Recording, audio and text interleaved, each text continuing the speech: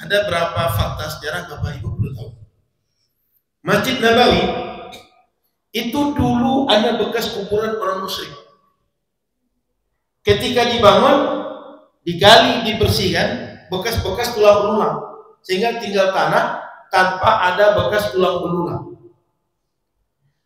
Luas, namun sebagian baru dibangun oleh Nabi, sisanya sebagian belum dibangun. Maka Nabi sholat di masjid yang sudah dibangun tadi dan tanah yang kosong tadi biarkan. Yang tanah kosong tadi masih ada bekas kuburan.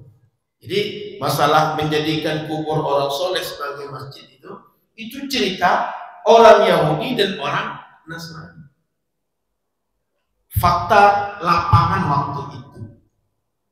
Maka menjadi aneh bila hadis untuk masalah orang Yahudi dan Nasrani digiring menghukumi umat Islam. Hadis ini ceritanya tentang orang Yahudi dan Nasrani. Judul awalnya tadi, bunyi dasar di awalnya, Qatalallahu al-Yahuda. Yang kedua, Qatalallahu al-Yahuda wan Nasara. Allah memusuhi orang Yahudi. Yang kedua, Allah memusuhi orang Yahudi dan Nasrani. Bismillahirrahmanirrahim. Riwayat dari sahabat Abu Hurairah. Kata beliau, qala Rasulullah sallallahu alaihi wasallam, Rasul bersabda, Qatalallahu al-Yahuda ittakhadhu qubur anbiya'ihim masajid. Allah melaknat, Allah memusuhi, Allah memerangi siapa? Orang-orang Yahudi. Apa sebab? Kenapa begitu? Ittakhadhu qubur anbiya'ihim masajid. Mereka menjadikan kubur para nabi mereka sebagai tempat sujud. Jadi kuburan itu jadikan tempat sujud. Muttafaqun alaihi. Hadis riwayat Imam Bukhari dan Muslim. Wa zada Muslim wan Nasara. Kata Imam Muslim redaksinya, Qatalallahu al-Yahuda wan Nasara. Imam Bukhari tak pakai Nasara, artinya orang Yahudi saja. Imam Muslim menambahkan orang Yahudi, orang Nasrani dimusuhi Allah, dicelakakan Allah. Kenapa? Menjadikan kubur para nabi mereka sebagai tempat sujud. Ini kita bahas lebih lanjut nanti. Hadis yang kedua. Walahuma an Aisyah radhiyallahu ta'ala anhuma. Dan ini masih hadis riwayat Sayyidina Abu Hurairah dan Sayyidah Aisyah. Anna Umma Habibah wa Umma Salamah, bahwa Ummu Habibah dan Ummu Salamah zakarata kanisatan. Mereka menyebut sebuah kanisah, tempat ibadah orang Nasrani. Ra'ainaha bil Habasyah, yang mereka tengok di Habasyah dulu sebelum Nabi hijrah ke Madinah dengan para sahabat. Itu hijrah pertama itu ke Habasyah, Ethiopia. Habasyah ini dipimpin oleh Ja'far bin Abi Thalib. Sekitar 84 orang sahabat yang ikut. Ini yang pertama. Yang kedua, Nabi hijrah ke Taif, Nabi diusir. Yang ketiga, baru Madinah, baru berkembang Islam di situ. Nabi dapat suaka di sini. Jadi kalau bertanya tentang hijrah pertama itu ke Habasyah. Setelah itu Taif. Nabi balik karena diusir, baru ke Madinah.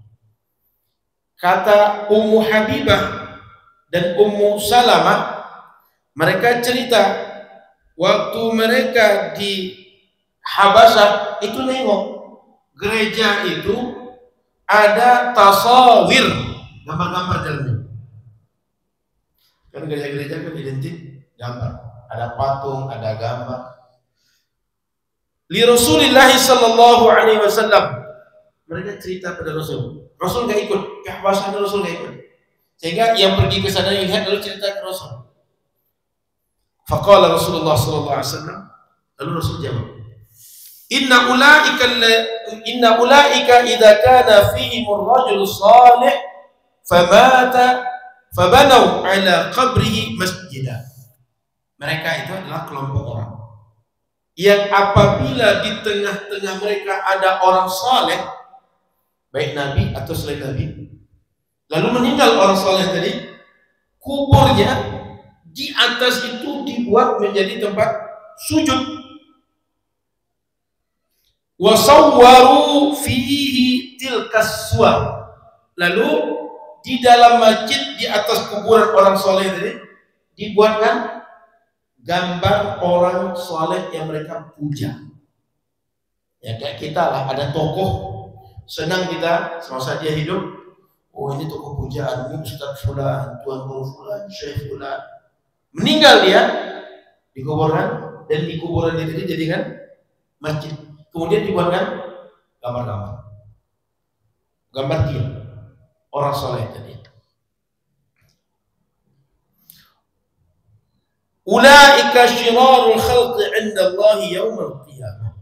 Mereka adalah orang-orang makhluk terburuk di hadapan Allah hari kiamat nanti. Sehingga di hari kiamat nanti mereka dihinakan oleh Allah Subhanahu wa taala. Mereka tak dimuliakan. Kenapa? Karena di dunia mereka membuat apa yang membuat syirik kepada Allah. Dengan cara orang menuhankan selain Allah. Siapa dia? Orang saleh yang mereka gambar. Nah, perlu kita pahami, ini adalah kebiasaan, adat yang dilakukan orang Yahudi dan Nasrani sebelum Nabi datang. Dan itu masih ada di masa Nabi Muhammad. Maka ini kasus ini cerita tentang Yahudi Nasrani, bukan bercerita tentang umat Nabi Muhammad, karena umat Nabi Muhammad tak melakukan ini di masa Nabi dan di masa setelah Nabi. Jadi masalah menjadikan kubur orang soleh sebagai masjid itu cerita orang Yahudi dan orang Nasrani. Fakta lapangan waktu itu. Maka menjadi aneh bila hadis untuk masalah orang Yahudi dan Nasrani digiring menghukumi umat Islam. Hadis ini ceritanya tentang orang Yahudi dan Nasrani. Judul awalnya tadi, bunyi dasar di awalnya, Qatalallahu al-Yahuda. Yang kedua, Qatalallahu al-Yahuda wan Nasara. Allah memusuhi orang Yahudi. Yang kedua, Allah memusuhi orang Yahudi dan Nasrani. Bukan masalah. Dan itu bukan realita masalah. Dan bukan itu kebiasaan umat Islam di masa Nabi dan setelah Nabi Sallallahu Alaihi Wasallam. Sebelum saya kupas lebih banyak tentang hadis ini, ada berapa fakta sejarah Bapak Ibu perlu tahu. Masjid Nabawi itu dulu ada bekas kuburan orang musyrik. Ketika dibangun, digali, dibersihkan, bekas-bekas tulang belulang, sehingga tinggal tanah tanpa ada bekas tulang belulang. Luas, namun sebagian baru dibangun oleh Nabi, sisanya sebagian belum dibangun. Maka Nabi sholat di masjid yang sudah dibangun tadi dan tanah yang kosong tadi biarkan. Yang tanah kosong tadi masih ada bekas kuburan.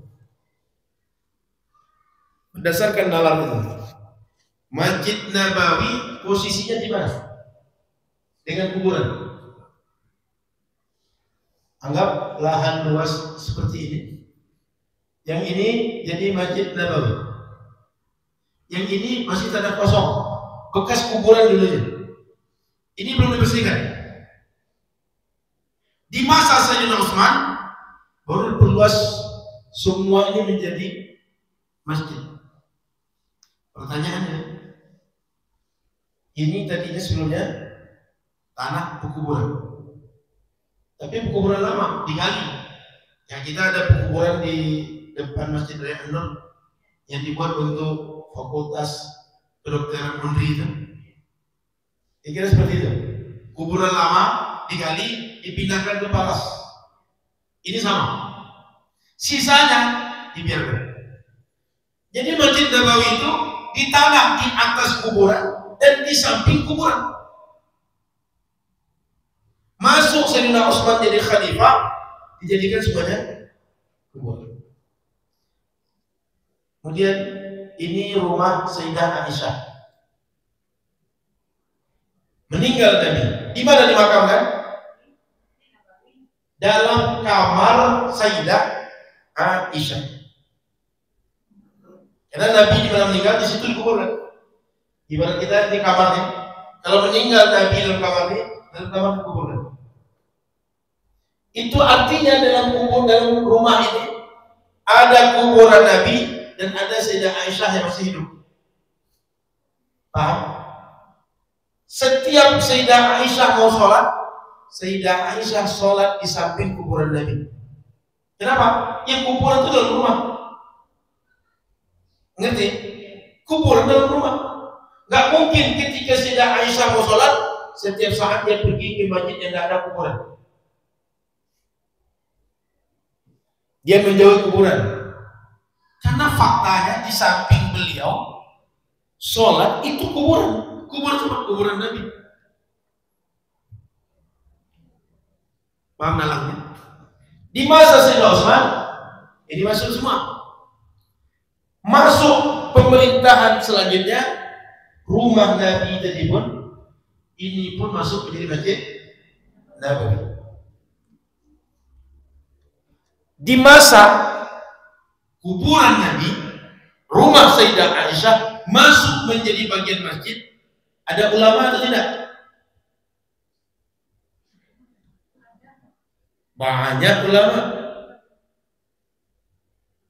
Lalu sejak masa itu tidak ada ulama yang protes. Lalu berpikiran ini salah, keluarkan lagi dari masjid. Sampai sekarang nggak ada. Sehingga ijma ulama sejak masa perluasan Masjid Nabawi sehingga masuk rumah Sayyidah Aisyah dan kuburan Nabi ke dalam Masjid Nabawi sampai sekarang boleh kuburan Nabi berada dalam Masjid Nabawi. Paham berapa fakta ini? Saat dibangun bekas kuburan. Setelah dibangun jadi masjid, sebagiannya masih kuburan. Itu artinya masjid di samping kuburan. Di samping masjid ini rumah Nabi. Begitu Nabi meninggal dikuburkan dalam rumah. Sayyidah Aisyah yang ahli fikih, yang banyak meriwayatkan hadis, yang banyak meriwayatkan ilmu dari Rasul, itu sholatnya di samping kuburan tadi. Begitu masa khalifah berikutnya masuk kuburan dan rumah ke dalam masjid. Ulama banyak hidup, tapi tak ada yang komplain, tak ada yang melarang, tak ada yang permasalahkan. Ini menjadi bukti bahwa kalau ada kuburan dalam masjid tidak ada salahnya. Yang salah apa? Kita umat Islam bersujud kepada orang yang dikuburkan. Baik menghadap kepada kuburan orang itu, meninggalkan arah kiblat, atau di atas kuburan itu lalu bersujud kepada yang dikuburkan. Itu yang tak boleh. Yang masalah itu bukan sholat di samping atau dekat kuburan.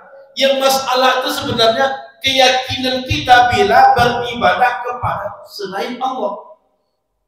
Sehingga mau sholat di mana saja, selama terpenuhi syarat sah sholat kita. Maka sholat di samping masjid, mau di belakang masjid, dalam masjid, selama sholat itu tidak melakukan apa yang membatalkan sholat kita sah.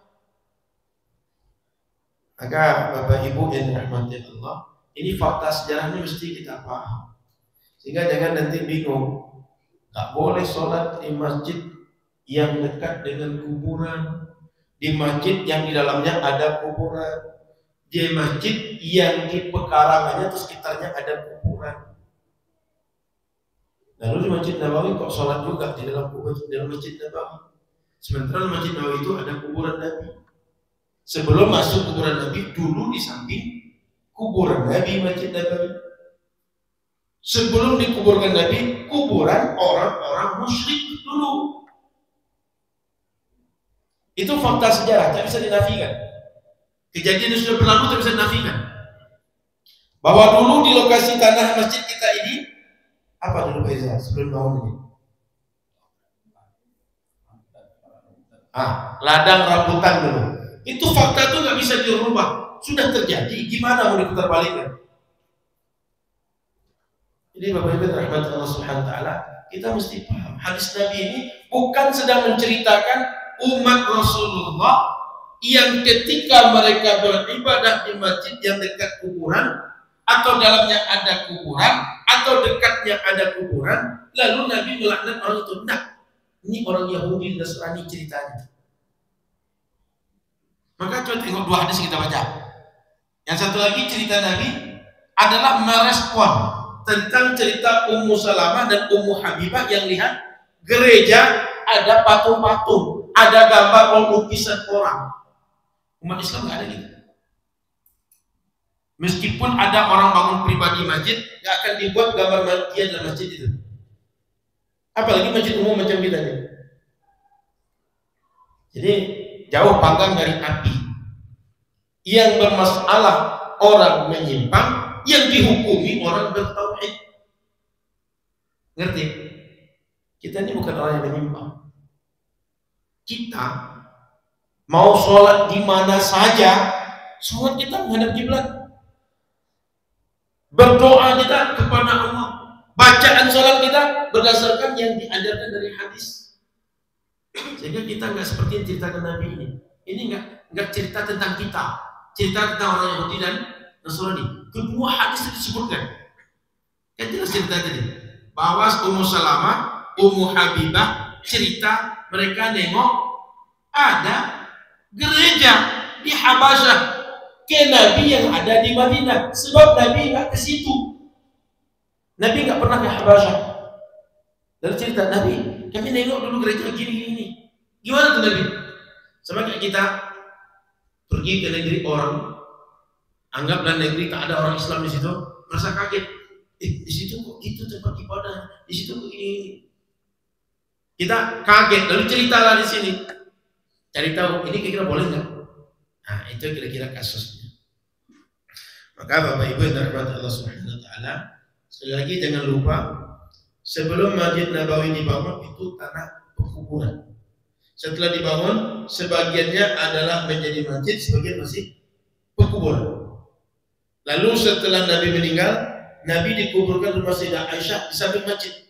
Dan Sayyidah Aisyah sepanjang hidup sampai belum meninggal, sejak kematian Nabi, sholat di rumah itu. Artinya dia sholat di samping kuburan. Paham? Pernah nengok replika masjid rumah Nabi? Itu kecil. Jangan kira rumah Nabi itu berkamar-kamar banyak, bukan. Sehingga Sayyidah Aisyah itu langsung di samping kubur Nabi sholatnya. Oh Ustaz, itu kan Sayyidah Aisyah dengan Nabi ada pembatas. Coba tengok replika rumah Nabi dan masjid Nabi, nggak ada kamarnya. Jadi ketika sholat, dia sambil kubur. Siapa yang sholat? Sahabat Nabi, istri Nabi, yang paling banyak berakhir hadis, yang paling faqih masalah agama. Di antara yang faqih di Madinah itu beliau. Gitu. Bapak Ibu yang dirahmati Allah Subhanahu wa taala. Kalau ada yang bertanya, orang Nasrani mereka kan tidak punya Nabi kecuali Nabi Isa. Sehingga Nabi Isa itu kan nggak mati. Sehingga nggak mungkin Nabi Isa itu mereka sembah macam orang Yahudi. Apa jawabannya? Orang Nasrani mereka juga diperintahkan mengikut nabi-nabinya orang Yahudi. Sehingga Nabi bagi orang Yahudi, Nabi juga bagi orang Nasrani. Itu tidak hanya khusus Nabi Isa. Kemudian Bapak Ibu yang dirahmati Allah Subhanahu wa taala, Yang dimaksud masjid dalam bahasa Arab itu ismul makan. Isim menunjukkan tempat. Tempat apa? Tempat sujud. Masjid itu dari asal kata sajadah. Sajadah sujud. Masjid tempat orang sujud. Maka ketika jadikan kuburan itu masjid, maksudnya kuburan itu jadikan tempat bersujud. Baik di atas kuburan atau mengarah kepada kuburan bersujud. Ini kuburan, ini kamera ini kuburan. Saya berarah ke situ, sementara kiblat ke sini. Ngerti ya? Saya tak mengarah ke arah kiblat, tapi mengarah ke kuburan. Itu tak boleh. Haram itu. Tak sah ibadah gitu. Umat Islam kalau ibadah mesti menghadap kiblat. Mesti tempat sholatnya, tempat ibadahnya bersih dari najis. Pakaiannya, badannya bersih dari najis. Itu ketentuan dasar itu. Siapa saja orang Islam sholat, bersih tempat, bersih badan, bersih pakaian dari najis. Dan kalau sholat mesti menghadap kiblat. Kalau salah, salahnya terang bahwa dia tidak berijtihad, mesti dia ulang sholatnya menghadap ke kiblat. Gitu. Bapak Ibu yang dirahmati Allah Subhanahu wa taala, selanjutnya kenapa Nabi melarang untuk bersujud kepada kuburan? Jangan sampai orang beribadah kepada selain Allah. Jangan sampai bertuhan lebih daripada Tuhan Allah. Syirik besar. Maka semua yang membuat syirik ditutup oleh syariat. Apalagi perbuatan syiriknya. Sehingga disebut di antara dosa besar itu asyirku billah, syirik kepada Allah. Kemudian Bapak Ibu yang dirahmati Allah Subhanahu wa taala, kata Imam Nawawi, "Walamma ihtaja as-sahabatu ridwanullahi ta'ala 'alaihim ajma'in wattabi'una ila ziyadati fi masjid Rasulillah sallallahu alaihi wasallam حين كثر المسلمون وامتدت الزيادة إلى أن دخلت بيوت أمهات المؤمنين فيه ومنها حجرة السيدة عائشة رضي الله تعالى عنها مدفن رسول الله صلى الله عليه وسلم وصاحبيه أبي بكر وعمر رضي الله عنهما بنوا على القبر حيطانا مرتفعة مستديرة حوله لئلا يظهر في المسجد فيصلي إليه العوام ويؤدي إلى المحذور. Jadi begitu dilakukan perluasan Masjidil Haram, Masjid Nabawi, maka rumah Nabi, rumah Sayyidah Aisyah, tempat kubur Nabi itu dimasukkan. Kemudian kuburan Nabi, kuburan Sayyidina Umar, kuburan Sayyidina Abu Bakar yang ada satu kawasan 3 orang tadi itu, dibuatlah di dindingnya ada, di sekitarnya ada dinding yang besar, yang tinggi, lalu melingkari ke seluruh kuburan tadi. Supaya apa? Jangan sampai nanti masjid itu nampak oleh orang awam, lalu mereka bersujud kepada, mohon maaf, jangan sampai kuburan 3 tadi nampak oleh orang awam, lalu bersujud kepada kuburan Nabi, kuburan Sayyidina Abu Bakar, kuburan Sayyidina Umar bin Khattab. Begitu kata Imam Nawawi. Thumma banau jidaraini min ruknil kubur syamaliyin wa harrafuhuma hatta altaqaya. Kemudian di kedua sisinya itu dibatasi dengan dinding, sehingga bertemulah ujung-ujung daripada 2 dinding tadi. Jadi kubur Nabi itu kayak melancip di ujung itu, di depannya bulat, mirip-mirip kayak apa tuh, kon es krim. Jadi di ujung itu melancip runcing ini, lalu ke depan baru bulat. Maka seluruh kubur Nabi dan Sayyidina Abu Bakar dan Umar itu tertutup. Hatta la yatamakkanu ahadun min istiqbalil qabr, supaya tak seorang pun bisa menghadap ke kuburan Nabi. Makanya dibuat di belakang itu lancip. Kalau lurus orang bisa menghadap ke situ. Tapi kalau lancip gimana orang menghadap ke situ?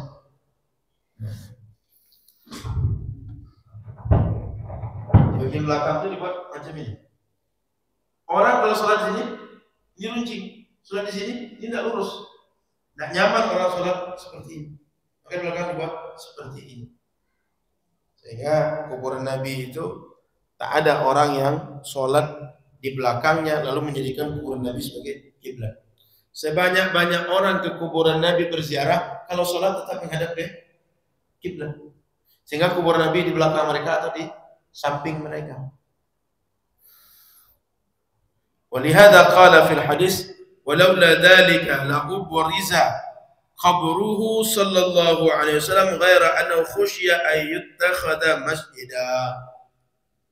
Makanya supaya jangan sampai kuburan Nabi ini dijadikan sebagai arah untuk sujud, ditutup. Karena kalau ditutup dinampakkan dengan orang ini tempat sujud. Sehingga orang bersujud di kuburan Nabi dan melakukan perangai orang Yahudi dan Nasrani.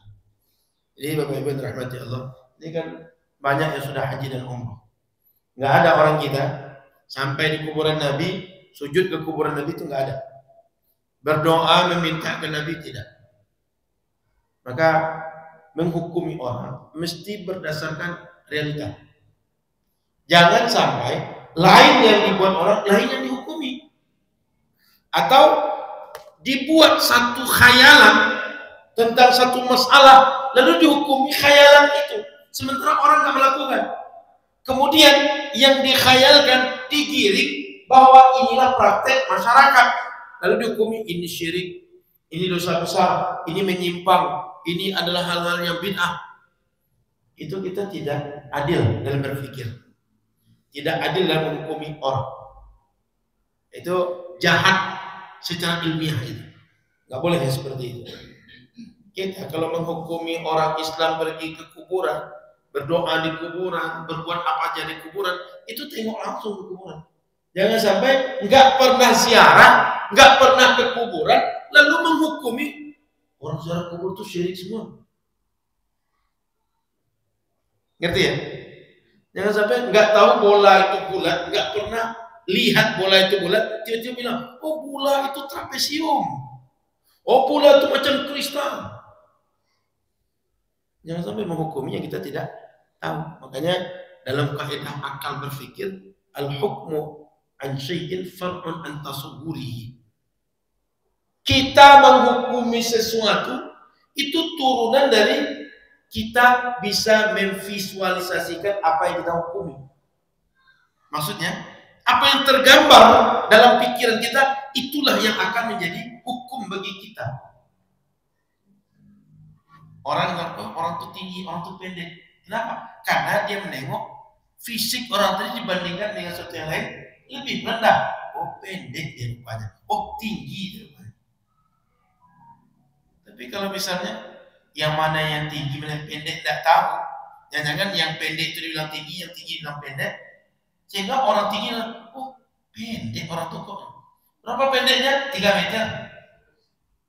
Oh tinggi orang itu kok. Berapa tingginya? Cuma 70 cm. Kenapa? Salah dalam memahami mana yang tinggi, mana yang pendek. Ya, logika berpikir itu mesti ada aturannya, mesti ada batasannya, mesti ada definisinya. Jangan sampai berpikir ini liar, sehingga ketika berpikir tak bisa dipertanggungjawabkan. Azan dulu, nanti setelah azan kita lanjut.